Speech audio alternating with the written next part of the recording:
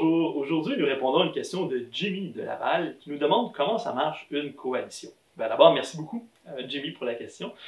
Alors, d'abord, comprendre comment notre système actuel fonctionne. Donc, présentement, lorsque un gouvernement est formé, c'est d'abord le parti qui a obtenu le plus de sièges à l'Assemblée nationale. Alors, des fois, ça peut être un gouvernement minoritaire, c'est-à-dire que le parti qui forme le gouvernement est celui qui a eu le plus de sièges, mais il n'a pas la majorité des sièges. Donc, il doit obtenir l'appui des autres partis pour pouvoir faire adopter des lois. Ou ça peut être un gouvernement qu'on dit majoritaire, c'est-à-dire que le parti qui forme le gouvernement a obtenu la majorité des sièges sans jamais avoir obtenu la majorité des votes. C'est un des défauts de notre système actuel. Mais ça permet donc, notre système actuel, d'avoir un gouvernement qui obtient la majorité des sièges et qui peut voter ce que bon lui semble. Il n'a pas besoin d'obtenir l'appui des autres partis puisqu'il peut tenir un vote et tous ses députés votent du même côté, donc il peut faire adopter les lois.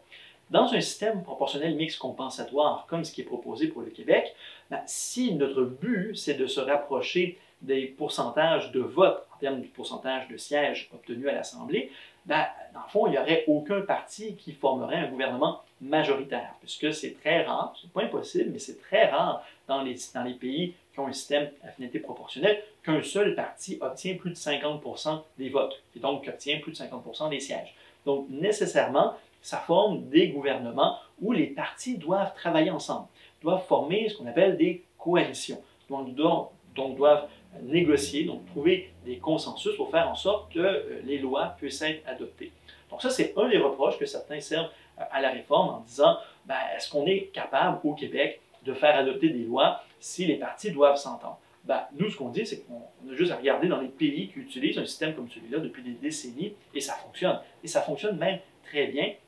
Et non seulement ça fonctionne bien, mais ça permet d'adopter des lois qui sont beaucoup plus durables dans le temps. Parce que lorsque vous avez une loi qui a été adoptée avec l'appui de plusieurs partis politiques, il y a beaucoup plus de chances que cette loi-là dure dans le temps et qu'elle ne soit pas renversée à la prochaine élection d'un gouvernement majoritaire d'un autre parti. Alors que c'est ce qu'on voit parfois ici au Québec, où lorsqu'on a comme ça le retour du pendule, où on a d'un gouvernement majoritaire à l'autre, il y a des politiques qui sont défaites, refaites, et là on passe notre temps comme ça dans l'instabilité à reconstruire, déconstruire des politiques. Ce qu'on voit à l'international dans les pays qui ont des systèmes à finalité proportionnelle, c'est justement qu'il y a beaucoup plus de stabilité dans les politiques publiques parce que ces politiques publiques-là sont le fruit d'une coalition, sont le fruit d'une entente entre les partis.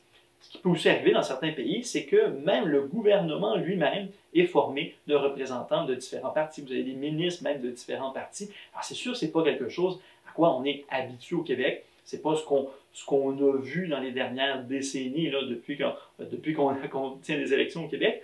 Mais ça se rapproche quand même beaucoup plus, je crois, de notre culture populaire, où on est une culture au Québec beaucoup plus consensuelle, où les gens cherchent à faire des compromis, cherchent à être ensemble. Et la réforme qui est proposée permet de respecter davantage cette culture populaire, de faire en sorte que les politiques publiques soient adoptées par plusieurs partis et donc soient le fruit d'un consensus. J'espère que j'ai répondu à votre question, Jimmy. J'invite tout un chacun à poser aussi vos questions, à répondre par vos commentaires en inscrivant vos messages sous la vidéo et à nous écrire directement par Facebook Messenger. Ça va nous faire plaisir de répondre à vos questions. Bonne journée!